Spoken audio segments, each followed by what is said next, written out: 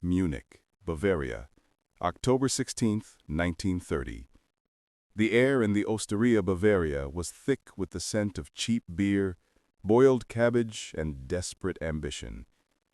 A woman named Maria, a waitress whose face was already lined by 30 years of hard work and the relentless grind of Weimar Germany, slid a half-empty glass of hell across the scarred wooden table. "Another, Herr Führer?" she asked, her voice flat. She used the title not in reverence, but in the tired, automatic way one addresses a predictable nuisance. Adolf Hitler, 41 years old, and still, to many, merely a shouting man with a bad mustache and an even worse tailor, nodded curtly. His eyes were fixed on a small, poorly rendered watercolor hanging crookedly on the wall. A generic alpine scene.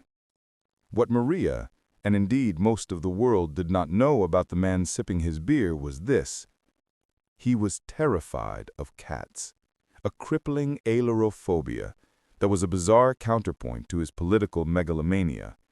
He was also a strict vegetarian, and, privately, deeply self-conscious about his lack of a genuine university education, a secret inferiority complex that fueled his disdain for intellectuals.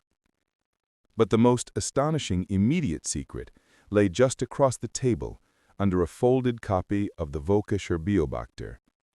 It was a letter, penned in a frantic, uneducated hand, from his half-niece, Gaily Raubal. Gaily, dead now for over a year by a mysterious gunshot to the chest in Hitler's own Munich apartment. The official verdict was suicide. But the contents of this letter, written months before, painted a chilling, desperate picture of obsession and control. Hitler reached a hand beneath the paper, his fingers brushing the stiff parchment. It was a secret that could shatter the fragile facade of the celibate savior he was painstakingly constructing for the German people. It was proof that the Führer was not only an emerging political monster, but a petty, deeply disturbed domestic tyrant, whose dark psychological urges were already spilling into his personal life months before they would drown a continent.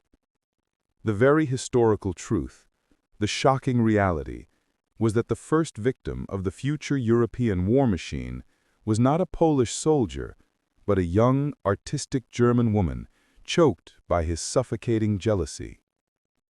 Maria walked away, and Hitler finally lifted the newspaper. He read the closing line of